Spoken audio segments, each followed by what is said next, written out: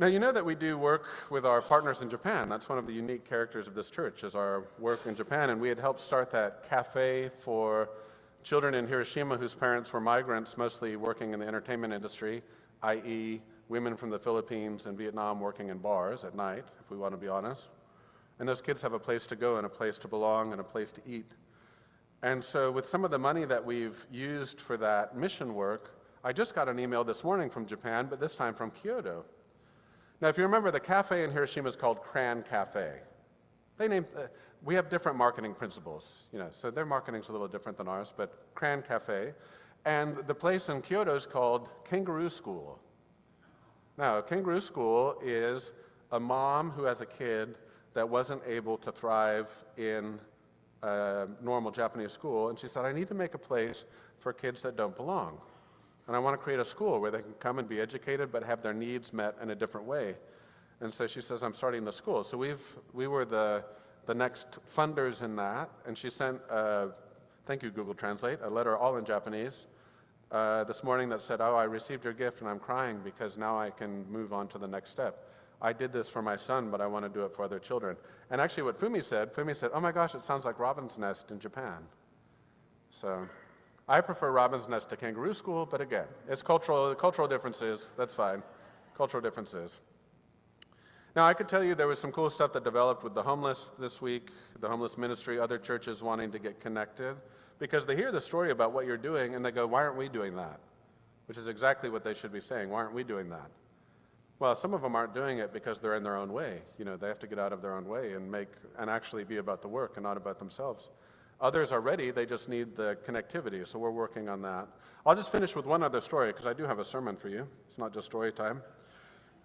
Yesterday, our young adults and youth went on a hike. So if you look at our social media, you can see them. They were at the Back Bay in Newport, very good-looking bunch. We didn't even have to use a lot of filters. They look good without all the filters. And they're young, they're young. But they were walking on this hike, and Michelle told me the story, so anyone that was there, and I'm not right, just correct after Dorothy, you can correct, Charlotte, you can correct after the service. And they see a man scooting on his butt because he had fallen down, an older man had fallen down and couldn't get up, and it's a busy trail, so he wanted to get off the trail without getting run over. And so they stopped and they helped him up. And now, our youth director's name is Michel. His name was Michel, but he's French. So Michel with one L and not two. And they said, we're going to finish our hike, but we'll come back, and if you need help, we'll walk you back to the parking lot. And that's what happened. But obviously, he wasn't in the best condition, so he slowed down their hike considerably. But that was okay, because the point wasn't how fast can we do this. The point is, what happens when we meet someone that can't do it by themselves, or they need people to surround them? We'll make sure you get to the end. It's that gesture of human solidarity which is indicative of Christian hikers, it should be, which is we're not just here for ourselves, we're here for us. And now this person is going to need, they didn't need a lot of help. It's not like one of the homeless people that needs to be housed or they need to get this or that. They just need to get back to the parking lot. But it's very much the story of the Good Samaritan. We need to be people who will be interrupted by the needs of others, and in a gesture of solidarity, support them, surround them, and help move them where they're going. He got where he was going, he just needed a little help getting there. And so I want to thank the youth and young adults. It was a very Christian hike yesterday, very Good Samaritan. Instead of being like, sorry, I gotta improve my stats. I don't want my Apple Watch to start going, what's wrong? You're going too slow.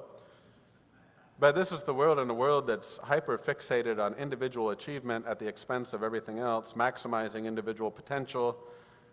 We have a lot of people that are easily disposed of, and that's not what this is about. We are not about disposing people. We are about helping people reach their full potential. And this is the great line from the early church, the glory of God is human beings fully alive. If a human being is fully alive, that's God's glory. And that's what we're about. That's really the whole point of the service today, which is transfiguration. The Greek word for transfiguration, metamorphosis. I had to take a Greek class, so I'm going to tell you that since I learned it. But that's going to be interesting because we're going to return to that concept probably at the end if I don't forget, but I might forget depending on how it goes. What I want you to think about is the whole point of the last weeks before we get to Lent is the idea that the divine isn't just an impersonal force in the world. We're trying to connect just to some kind of force energy. There is an energy to God. But the divine now has been humanized, personalized. And so when we meet the person of Jesus, we're meeting the fullness of the divine. So that's why his baptism, we talked about that. Wedding at Cana is another story. The wise men, the magi meeting Jesus, even as a child, they come and they find this node or this center point of divinity, but personalized. And this is God's intention, is that we as human beings, what Jesus did in the incarnation was meant to have a universal effect, meaning every human being now has the potential to share in this gift of a very personal experience of the divine or the divinized human being, which is very important when we get to the Transfiguration. And that's what this season has been about. But of course, we have a few impediments on the way to that, which we should discuss. One of is death, and the experience of death, the experience of ashes, the experience of loss and grief, which is the story of Elijah and Elisha. That could be, too, why the reader didn't come today, because I'm like, dude, it sounds like the same name. And you just feel like you're talking to yourself. Elijah said to Elisha, wait, is it different? Yeah, it's different, but it's easier to read than to hear, I think. But it's the story of someone who knows that the end of their relationship is coming because of death. And this is something I tell you all the time, which is you need to be as serious about settling your spiritual estate as you are about settling your physical estate, your financial assets. When you think about the assets of your life, it's not just limited to your house and your retirement and your money and your investments. You have an entire complex of relationships and connectivity that you need to account for as you're dying. It should be prepared for, and it needs to be tended to. And that's exactly what Elijah and Elisha are doing today, is tending to the spiritual estate. And they both need something in the experience of that person's dying.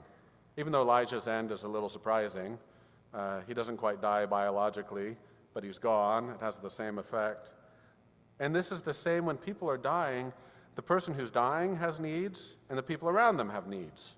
And the settling of the estate is making sure that everyone's finding an opportunity to express what they need in that moment and not just having it cut off or abandoned. And we're so unused to engaging these relationships of intimacy and trust that oftentimes it never gets settled, and then we get to deal with it when we're planning your funeral. And I can tell you, depending on how much of that work has been done, it either all comes out or it's all been settled. And so you don't even need to think like you're impending death.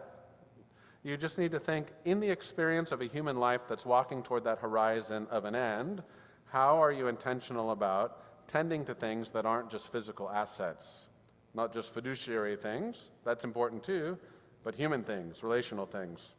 That's what Elijah and Elisha are doing. That's why every place they go, people tell them, you know, today's the day God's going to take your master. And he's like, dude, I know. Every freaking place we go, you guys say, you know, today's the day he's going to be gone. I know. That's why he goes, oh, why don't you tell me a little more about that? He doesn't say that. He goes, I know, be quiet. Or he would actually say, I know, shut up. I know today's the day. Anyone who's been in that experience of an impending loss knows how very often the things that are said to you are not things you need to hear. You know, today's the day they're going to die. Well, that wasn't helpful, but thank you. Yeah, thank you for reminding me of something I was keenly aware of. But you'll notice that what Elijah's doing is he is visiting places that have a significance for their relationship with God. And this is what I want you to think about. If you were talking about your own spiritual estate, where are the places you would visit where God showed up for you? Every one of us has some place or some people in life where we said, you know what, I was really having a difficult time, and then I talked to that person, I went to that place, and it changed the trajectory I was on. This is part of that intentionality. Where are the places you would visit if you were going to do sort of the greatest hits of God in your life? Now, some of those places would be very personally significant. They wouldn't have significance to other people, but some of those places have a universal significance.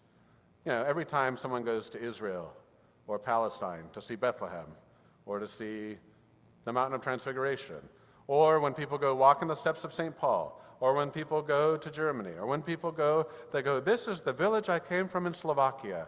I finally found where the Novaks came from. Something like that. We are interested in finding places that can root us in an identity, and places where we say, you know what, as a Christian, this is important to me. As a Lutheran, this is important to me. As a Huntington Beach resident, this is important to me.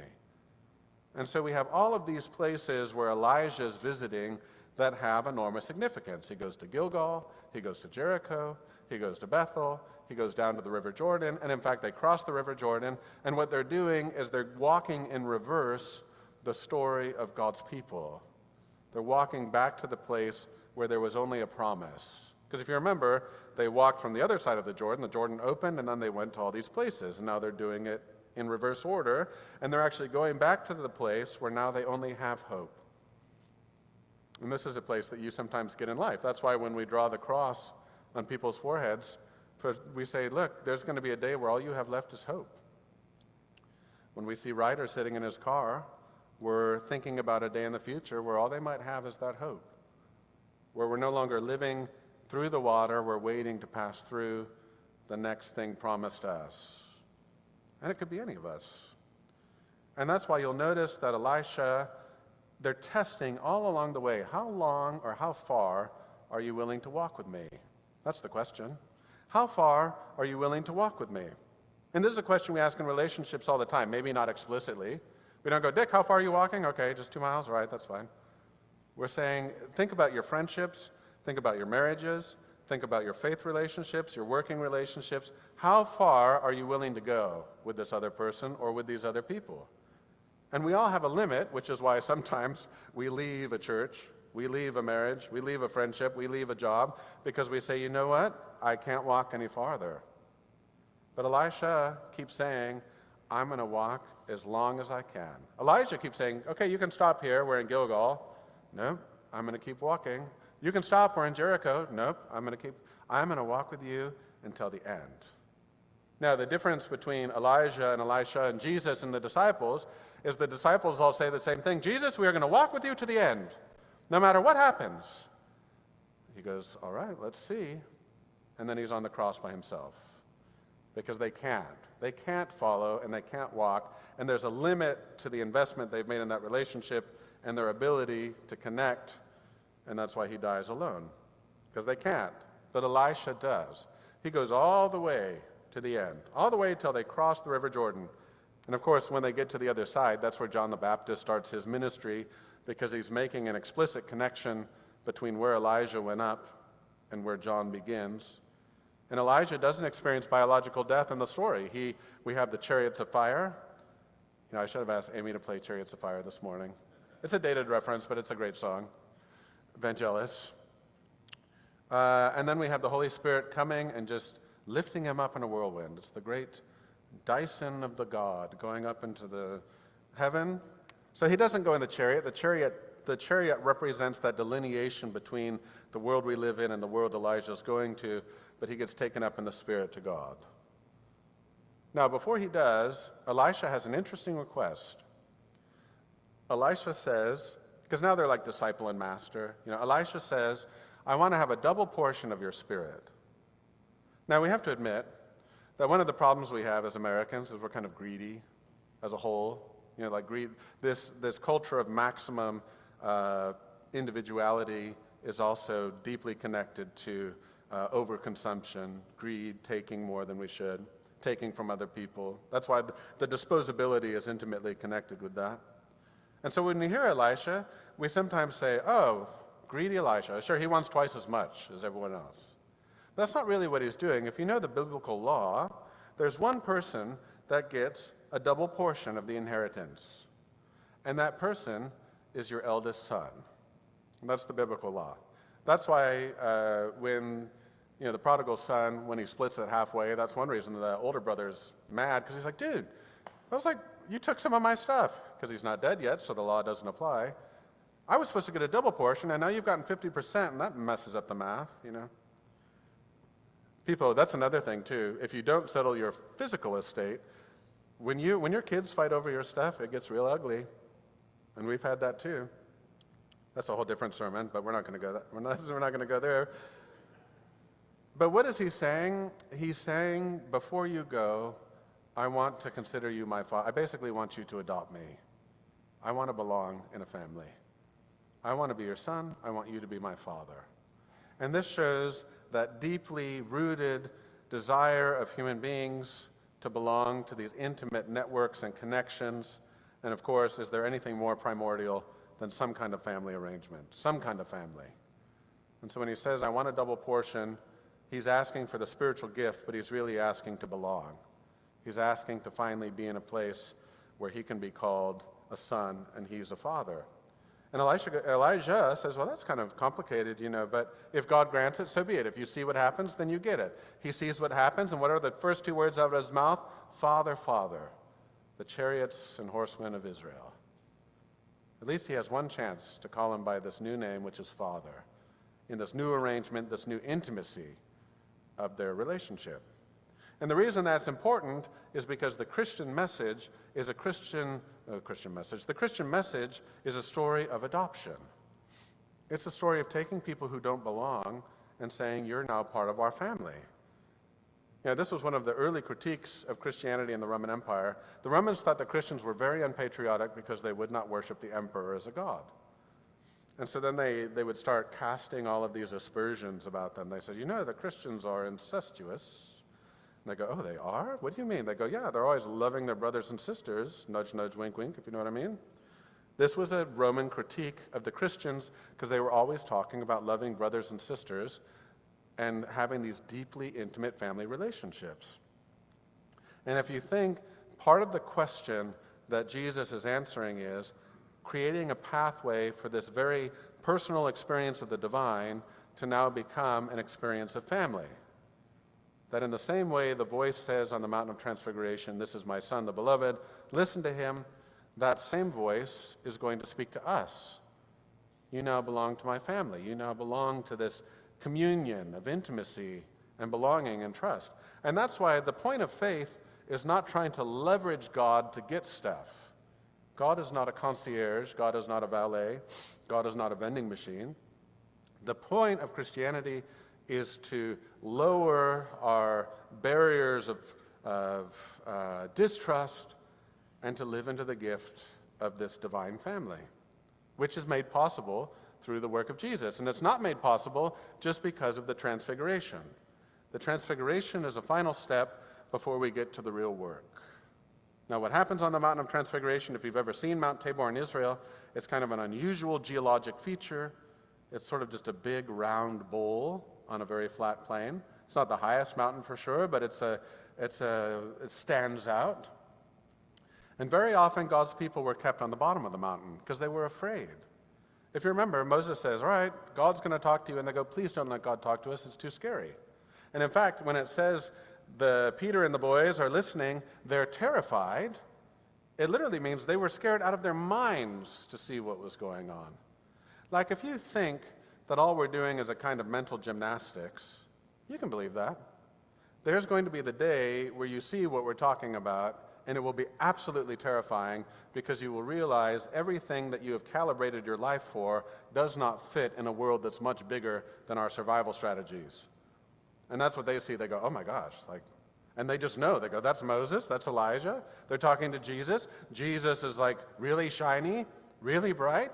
This is the face of God. This is the face of humanity restored, which is a face of light, a face without suffering, a face without death. And they go, hey, this is great. Do you want us to make dwellings? Peter doesn't know. Peter interrupts and says, would you like us to make 3 dwellings? Which is what they did on Mount Sinai. They made dwellings, booths, eventually the tabernacle. And what they're doing is they're getting new data by using old experience, because when you have totally new data, you don't know how to behave. You just go back to your habits. Well, last time this happened, we built booths, and Jesus goes, no, just follow me. Because he shows his face, but he's about to show his heart. This is really important. This is why he tells them, don't say anything about what you've seen. Which, of course, they're like, oh, but I really want to tell people. Thank God there wasn't social media back then. They go, oh, we're live on Mount Tabor. Oh, what's happening? Jesus is going to take them down the hill because he has to restore not just the face of humanity, but the heart. And this is really important that you understand this. Jesus takes this face of light, and he is going to be defaced. He's going to be disfigured. I don't know if you've ever seen a human being who's been beaten up really badly, a human being who's been in a horrible car accident, a human being who's been a casualty of war. Violence does bad things to the human face. We literally get disfigured. That's where we disfigured, defaced, or your face is so swollen you can't even recognize the person. I've sat with families in hospitals after accidents and different places, and it's astonishing to see what happens to the human body when it's been disfigured. And that has to happen to Jesus, because the world in which he's living is so violent and so dark that the face of humanity is constantly being defaced by the world that we've created. And I don't even have to tell you that. I mean, why are we doing these social projects? It's not because we're like, Kangaroo School, that sounds like what a fun name. We're doing it because we're wanting to make places that honor what the human face should be, and not how it's disfigured through violence, whether that's a kind of physical violence, economic violence, whatever it is. And this is why Jesus has to go to the cross, so that his heart can be laid bare, so that God can go to that place of total alienation, total destruction, and be there by himself, so that no one is ever by themselves there again. This is why, inevitably, people, whenever they want to talk, whenever they find out I'm a pastor, which is why I lie about what I do constantly. No, I don't do that. Occasionally I do, but they'll inevitably want to talk about some religious question they have. You know, like we'll be out for drinks, and you're like, oh, look at this, an old-fashioned.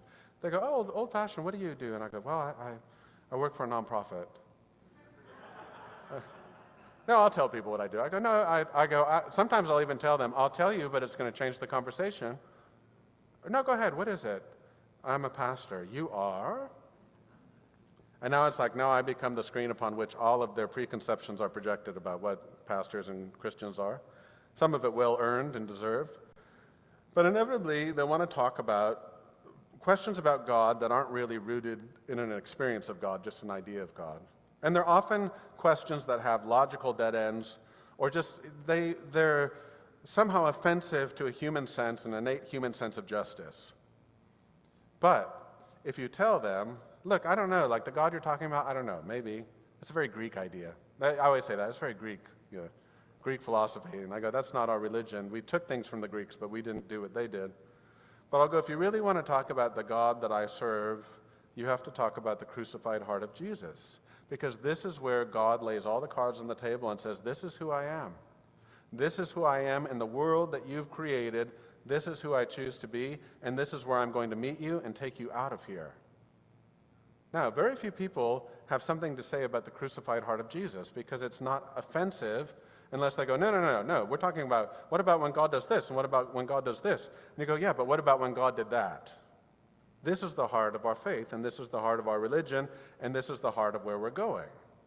And this is the whole point of this Feast of Transfiguration, is to say Jesus shows the face of a restored humanity so he can go from that place to the cross where we are defaced and disfigured and offer the possibility of healing and reconnection and the possibility of moving forward with the project of redemption. Now, I've gone a little long, as you probably know. You're like, dude, the pigs in the blanket are cooking right now, for the...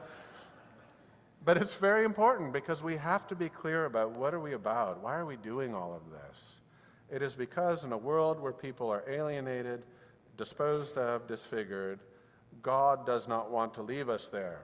God wants to bring us to a place where not only is it Moses and Elijah, but when Moses and Elijah are looking at you, they see your face. They know your name. Because God is bringing more and more people into this place where, like Elisha, we can say, no, I belong.